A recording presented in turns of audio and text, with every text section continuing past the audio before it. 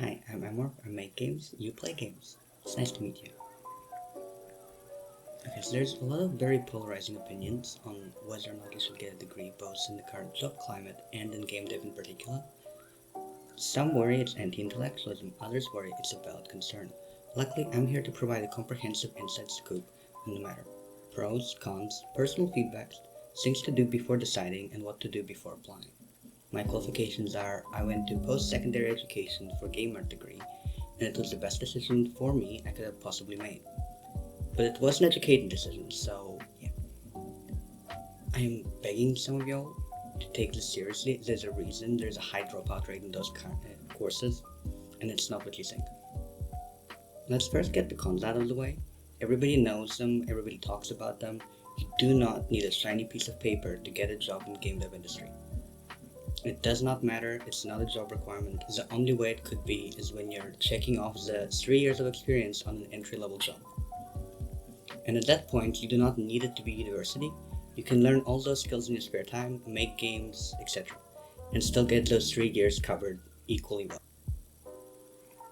People actually get into the industry one of three ways. Connections, company dynamic is often important, which is why this happens.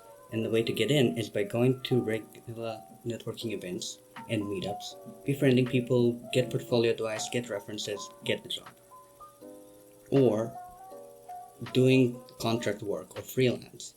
That also gets you the necessary references and job experience and is a roundabout way of getting into the industry.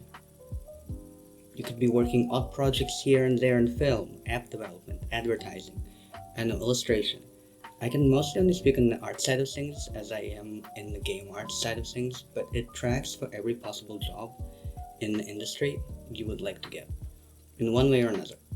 Completing work for other people using the skills you hope to use in your particular game dev job will be useful and will get you there. Or make your own game or games that will easily give you the experience checkmark required for an entry level job and has a variety of pathways you can take from there.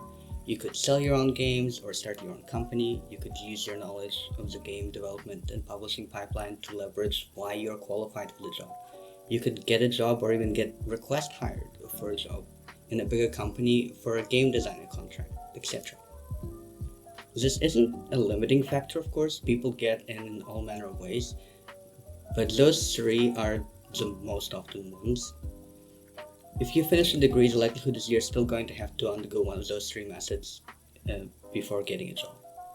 We have established it's not a fast path into getting a cushy off the job like some people like to see a degree. What else? Second reason why those types of degrees get dropped is because you were looking for something specific and instead you were given a degree where you had to do work you never wanted to do on a hellish workload to match. This has been said before and I'll say it again. If you want to do something specific, do not get a game dev degree. If you only want to do programming, you will be forced to do 3D modeling. If you only want to do concept art, please take a concept art degree. Better yet, you can just pick up an online course for any of those. Going to an actual university isn't going to win you any extra favors. You're free to save money and time. Also, about the workload. It's a lot. Like a lot. Like you cannot imagine how much. Imagine hell and then times it by 2. That's it. Let me explain why. So, first of all, getting the entire game development skill set crammed into your head in 3 to 4 years is borderline impossible. In my game art degree alone that covers programming in 3 engines, VFX, material development styles, modeling, sculpting, 3D animation, we had one, maximum 2 classes offhandedly on 2D animation because we plainly did not have any time to cover it in detail. First thing you do first year is make a game on your own with a press kit. Also basic knowledge required on the study of video games, which does help in development but also lays the groundwork for if you want to do a PhD in games. I could keep going, but you get the picture. If you're taking a less specific course, just like a general game development, good luck. Think about the fact that my course was better off because it didn't have any electives like a normal uni, so even considering I didn't have to take stop motion or the like, it was still a lot. Was it very useful knowledge all around? Yes, extremely so. But that isn't the case for all courses. My degree was not new for the school, so I didn't have to deal with the mess-ups that naturally come from being the test trials for a brand new degree. And all my professors were professionals from the industry with AAA experience. If I had professors that did not know what they were doing, no matter how many different aspects of game devs they could teach, we could not learn a lot. So when looking at a program, make sure to take care of looking into how long the university has had it running for, etc. So, contrary to popular beliefs, there are plenty of good reasons to do a game art degree. Again, as established earlier, the quality and variety of work depends from uni to uni, but same can be said for online courses or being self-taught by YouTube at the end of the day. It's hard to explain everything I learned in a 15-minute video, so I have decided to summarize most of it under 3 points as well. 1. You learn how to make a game. You learn and get confident in navigating the pipeline, working on solo and group projects, and pretty much every game design degree, including my own, will have you end with at least one complete game. Since one of the biggest barriers between people both getting a game dev job without prior industry work experience or on solo projects is not knowing how developing with others works, like source control, then the order of development tasks and how to actually import and export everything into a game, code, file formats, finicky engine adjustments, it's very useful to have a formal learning and formal help on that. 2. Learn how the industry works on the inside, what recruiters are looking for in your portfolio or CV, how game companies work on the inside, from job structure and building process to financing of projects, starting off an indie game company if you want. Also how publishing a game works, because a lot more goes into it than you think on the development front, especially for a mildly successful endeavor. The development quality of this does depend from school to school to a degree, but you will likely end up at the very least learning the organizational skills required. And by most likely I mean if you manage to graduate, you will know. Most of the assignments are projects where work and team time management is crucial. 3. Learn about games. This covers a lot from gaming research, which for your ease of understanding sort of sounds like a YouTube video essays except with history and bar charts mixed in, I guess. How games are made, how they influence people, why they're constructed in the ways that they are, market development over time and projections, etc. I personally found my course rewarding because I could not learn or understand coding when learning online. I would open C# and cry, but now I actually understand coding, which allows me to become my favorite type of technical artist, and I could not be happier. Also now getting a good variety of industry art tools, and they're important in game settings, but yeah. Some things to consider before you go off making a decision. Does the university matter? Well, no, most of the time your university matters about as much as your degree paper, which is not at all, but sometimes it could. An example of this is that the university I go to has a lot of industry connections. Our graduates are generally well regarded as far as national industry is concerned, and we have job fairs. Often every year, companies will look at directly hiring graduates from my course. There's an on-campus interview organized, recommendations from lecturers actually go a long way, etc. Well, Nasa Polytech, which also specializes in digital technologies degrees, just like my school, has instead a reputation of graduates being virtually blacklisted from hiring. Not everywhere, obviously, it's nothing that big, but that's because in industry, that university has a reputation for having ill-equipped their students for the job. This is something you can only really find out about from either alumni or during networking meetings if you ask. Not something easily found on the internet nor common knowledge. Don't worry too much, as though if you have a killer portfolio on graduation, it will not really matter.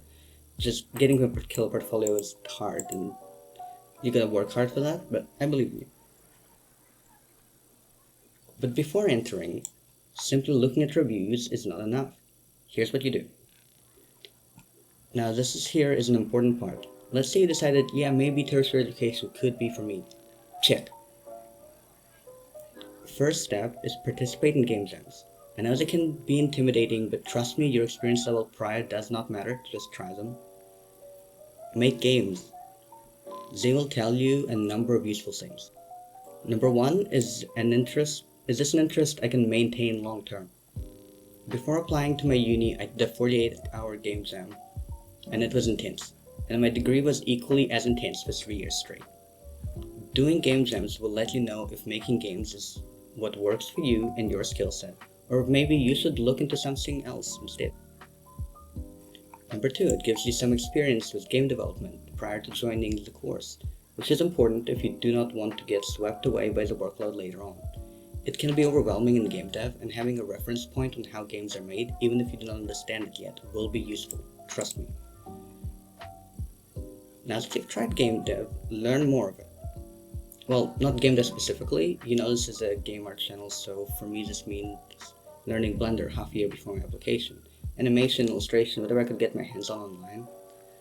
But Amber, isn't the school supposed to teach you that? Yes, and it will, but trust me, you will thank me later. Also, you're more likely to get accepted if you have work showcase that tells them that you can handle the course. Also, again, most of these courses spend most of their time on 3D modeling or 3D animation, but will completely neglect everything else. And besides that, regardless of if they do or don't, the knowledge gained is still going to be either less than dedicated 3D modeling or animation degree, or will be all that crammed into too short of a time for comprehending. So learn what you can prior and thank me later. At this point you may ask, well, what's the point of a degree if you need to learn everything before you apply? So, because it's not everything.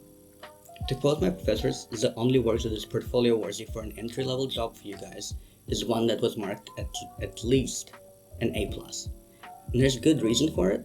Art in general and art for games specifically are not the same thing, or even in the same work process.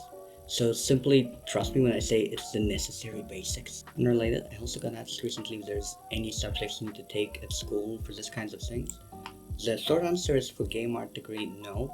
But look at your school website just in case. Most of the time you get asked for a portfolio and a letter, and that's what matters the most. I will go over mine. Long answer is most of the time game programming or game dev courses will want you to do math, and the more advanced math the better.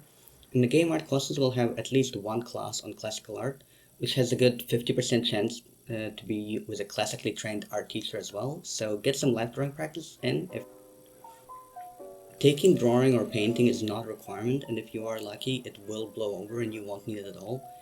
But if you aren't lucky, well, just get it in if you have nothing better to fill your schedule with, honestly. So I did promise to go over my application portfolio. For everyone else, thank you for watching. And for those who are left who want to do game art, I'll cover what I did and why, and what you could do differently and better. So here's my portfolio. Obviously the name is blacked out, and so are some of the titles for privacy reasons. So I got lucky to have access to Photoshop since a young age, so I had a digital art there. And one of them was supposed to be an animation, but it's a PDF, so I couldn't get it working at the time. While watching this right now, though, I'm 99% sure you can get GIFs to work as long as you have Adobe Acrobat. I didn't, to be fair, so we have what we have. Environment art. I spent the better half of that year trying to get good at environment art so I could draw backgrounds for everything I wanted. Concept art, composition, etc. Take from that what you will, honestly. Next, 3D. The degree I applied for had a section in what they were looking for in a portfolio, which was somewhat vague. But it was mentioned that the school had extra focus for 3D, and this is likely, whether or not it's said on your school website, the case for most game art degrees. Modern games take rise into hyperrealism and rendering, and that courses usually want to reflect that. Here you can see some modeling, composition, lighting, and even a bit of sculpting, which covers basically all there is for 3D art basics.